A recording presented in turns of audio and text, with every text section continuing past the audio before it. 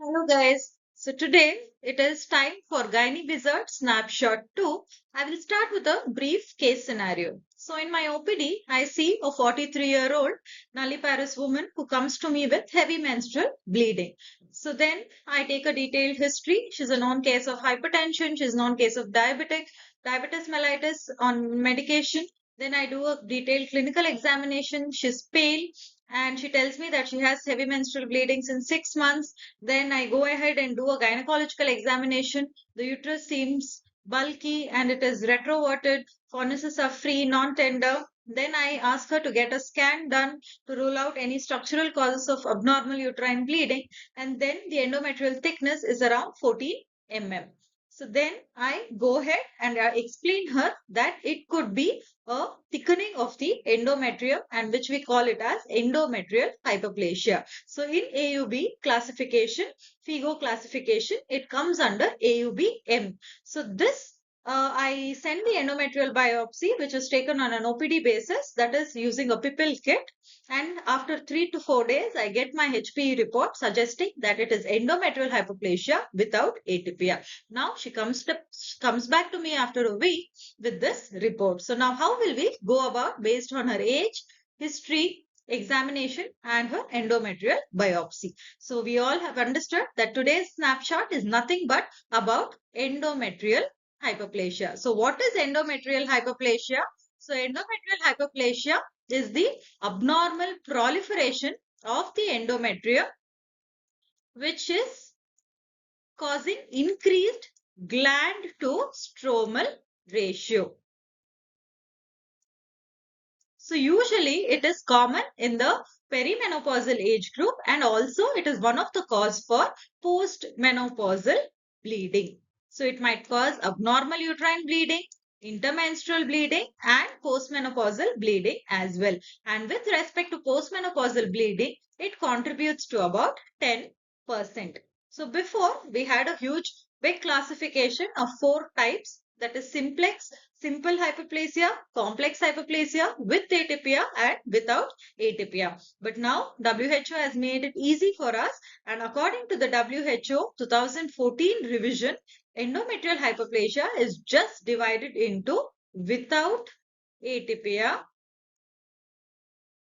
and atypical endometrial hyperplasia. So we have only 2 divisions, that is endometrial hyperplasia without atypia and endometrial hyperplasia with atypia. So already we have established the fact that we do a endometrial biopsy. So we have to decide whether we want to do a blind biopsy or sometimes if you want to be very sure and if you do not have a high suspicion of malignancy, the best diagnostic modality will be hysteroscopy. So you can do a hysteroscopy guided biopsy. So by visualizing the entire endometrial cavity, we can see the hyperplastic epithelium and then we can take a hysteroscopic guided biopsy, and once we get a HPE report, we will be sure that it is without atypia or with atypia. So today we will be discussing the management of both these case scenarios. So firstly, why is it important? So because it has a risk of progression to endometrial carcinoma. So what is the risk? So if when it comes to without atypia, the chances of progression to endometrial carcinoma is less than 5% in 20 years period. But when it comes to atypical endometrial hyperplasia, the risk of progression is as high as 27.5% in 19 to 20 years. And sometimes whenever we get a report of atypical endometrial hyperplasia, 43% of the times there might be coexisting endometrial carcinoma. So that is why it is very important for us to identify what type of hyperplasia it is. So this it is made easy by Green Top Guideline number 67, which was released in the year 2016 February, and this makes the entire endometrial hyperplasia easy with the help of a small algorithm. So this is the algorithm for management of endometrial hyperplasia. So we have endometrial hyperplasia without atypia and atypical endometrial hyperplasia. So firstly, we have to identify if there are any risk factors. So if there is any, if the menstrual span is high, or if there is any diabetes, if there is any hypertension. So all these, and if there is any other risk factors like obesity, if the patient is on any HRT regimen, especially the estrogen only HRT regimen, or if she's taking any tamoxifen therapy for breast cancer, because tamoxifen also has a proliferative effect on the endometrium. So all these risk factor analysis has to be done. So I tell everyone that as a clinician, we have to take a proper history, and then we have to do a clinical examination, and then we have to order for investigations. It is not that we directly go do an MRI and then come back to our history. Firstly, we have to take a detailed history followed by examination, and the relevant investigations only should be ordered. So that is how we identify the risk factors, and then we can offer them treatment. So the first line of treatment for endometrial hyperplasia without atypia will be LNG-IUS. So what is this? This is levonorgestrel intrauterine system. So this is one of the progesterone releasing intrauterine device. So this can also be used as a modality of contraception, but it is usually a first line modality for abnormal uterine bleeding. So I can tell you that in the present modern gynecological practice, this is like a game changer. It is like an alternative to hysterectomy. Why? Because the efficacy is as high as 85 to 90%, and the levonorgestrel which is present in it is 52 milligram. And this 52 milligram of levonorgestrel is present in the intrauterine system, and daily there is release of 20 microgram of LNG, and this has a local effect over the endometrium. And what is the mechanism of action? Mainly the progesterone has a very important anti-mitotic action. So what do we call it as anti-mitotic?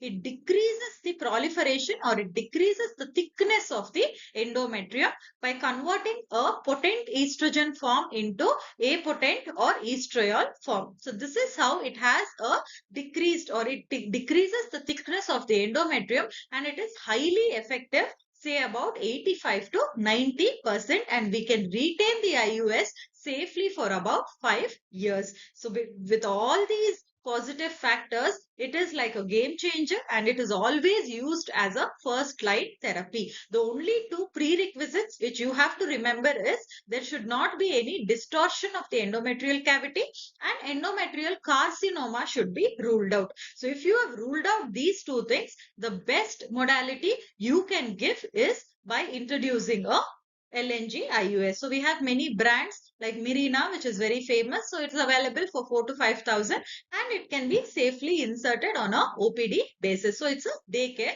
procedure. So prior to insertion of LNG, you have to get a scan done, and to rule out any distortion of the cavity, and the endometrial biopsy is a must, and you have to definitely rule out carcinoma. So then this is the first line. But if the woman is very anxious, she doesn't want any IUS, then you can go for oral progestogen. So oral progestogen, you can either use medroxyprogesterone acetate or norethistierone. So medroxyprogesterone acetate, so usually you give it in a higher dosage. So you give around 20 to 40 mg per day, whereas norethistierone 10 to 20 mg per day. So because these oral progestogens have systemic side effects also, like they might have nausea, they might have increased sleepiness, or they might have lethargy, they might have breast tenderness. So these oral progestogens are not that preferred. So that is why they are regarded as a second line therapy for endometrial hyperplasia without atypia. So when do we follow up? So what do we do? What do we have to do? We have to do a follow up of doing an endometrial biopsy every 6 months. So we have to observe whether there is regression of the hyperplasia, or persistence of the hyperplasia, or progression to endometrial hyperplasia with atypia or CA. So that is why you have to either see whether it is regressing. So the hyperplastic epithelium or the hyperplastic endometrium will become normal proliferative phase, or is it persisting? Is that hyperplasia persisting even after progestogen therapy, or is it progressing to with atypia or malignancy is our three categories when you do a 6 monthly biopsy. If it is regressing, so you do, and you can use LNG-IUS 5 years, and some have a question. So with LNG-IUS, can you do a biopsy? Yes, you can do ultrasound. You will see, but you can do a endometrial biopsy with LNG in situ. So that is not a contraindication for LNG-IUS. So you will see if there is regression, and if the LNG-IUS is there, with the LNG-IUS itself, you can see the uh, endometrial biopsy. And then if the patient does not want to come for follow-up, or if she's too apprehensive, or if she has completed her childbearing, then you can advise her total hysterectomy. So the total hysterectomy can be done total hysterectomy is done, and based on her menopausal status, you will decide to do whether you want to go ahead to do bilateral salpingo-oophorectomy, or you want to do a bilateral salpingectomy. So if they've already attained menopause, you will do a BSO. If they are premenopausal, then you will do a prophylactic salpingectomy to prevent ovarian malignancies. So then what will you do? So if the BMI is less than 35, so listen to me carefully. If the BMI is less than 35 and two consecutive negative biopsies that it is normal, then you can stop the follow-up. So you need not do continuous follow-ups. So she is less than 35 BMI. You have got two negative biopsies 6 months apart. You can discharge her for a follow-up. But if her BMI is more than 35, or if she has any other risk factors like diabetes, hypertension, and she's a nulliparous woman, all these risk factors for development of endometrial carcinoma are present, then you cannot discharge her follow-up. For after two negative biopsies, you have to repeat annual biopsies. So till she attains menopause. So every year you have to do an endometrial biopsy to rule out hyperplasia or progression, or is it regressing. So that is how you will manage if there is endometrial hyperplasia without atypia. And if more than two negative biopsies at 3 monthly interval, if it is atypical endometrial hyperplasia, then you can do every 6 to 12 monthly, but every yearly you have to follow up if it is atypical malignancies. That I will come to it next. So then, if there is persistence of endometrial hyperplasia without atypia, what you have to do? So for more than 2 years, for more than two biopsies. So that means if the endometrial hyperplasia is persisting for about 12 months. So if it is persisting for 12 months, that is after two biopsies, then it is a indication for doing a hysterectomy. So you have to advise a hysterectomy if there is persistence for more than 12 months of medical treatment. If there is progression to atypical hyperplasia, again you will go ahead to do a hysterectomy. So this is about endometrial hyperplasia without atypia.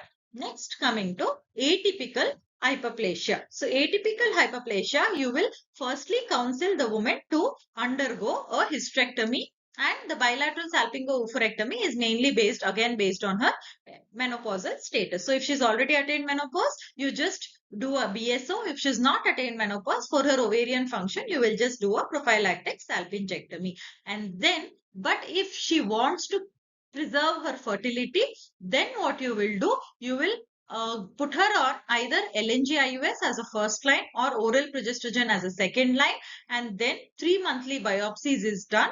And then if it is regressing, you will go ahead and you will plan her for an IVF, that is an assisted reproductive technique is done, and her pregnancy is completed. And once her family is completing, then you have to advise her to go ahead with hysterectomy, because atypical hyperplasia has 27.5% of progression to endometrial hyperplasia. So if it is regressing, every 6 to 12 monthly you will do and then review. And after, if she has completed her family, the best modality of treatment will be hysterectomy. But if there is relapse of this hyperplasia without atypia or with atypia, again they are the candidate of hysterectomy.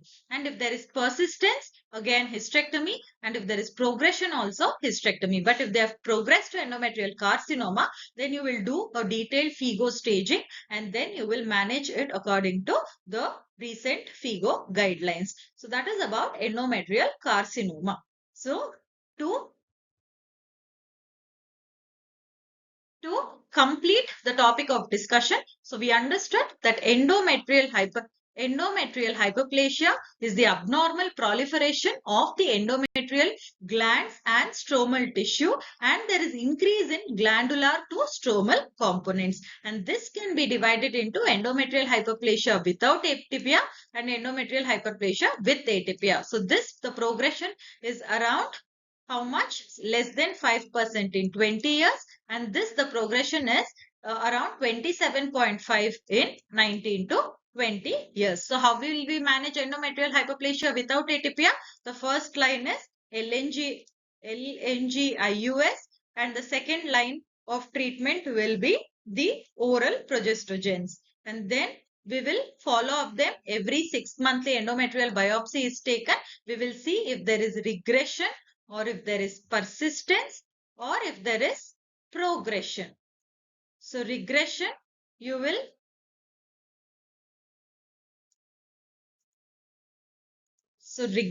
what will you do? You will do 6-monthly biopsies. After 2 negative biopsies, if the BMI is less than 35, you will discharge for follow-up. If the BMI is more than 35, then you have to keep on doing annual biopsies. If there is persistence for more than 2 biopsies, that is for more than 12 months or 1 year, then you will advise her to go ahead with hysterectomy. If there is progression to atypical hyperplasia or malignancy, again, atypical hyperplasia will do hysterectomy, and malignancies according to the FIGO guidelines. And when you're doing a hysterectomy, you have to see whether she is premenopausal or postmenopausal. So premenopausal, you will just remove the tubes, that is prophylactic salpingectomy.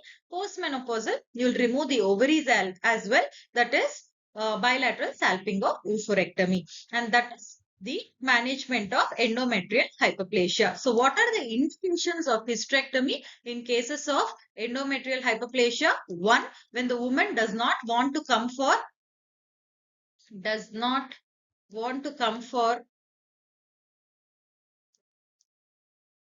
follow-up and review with endometrial biopsies. If there is persistence for more than 1 year, if there is progression to atypical hyperplasia, or if she's completed her family and she's insisting on hysterectomy, or she has irregular vaginal bleeding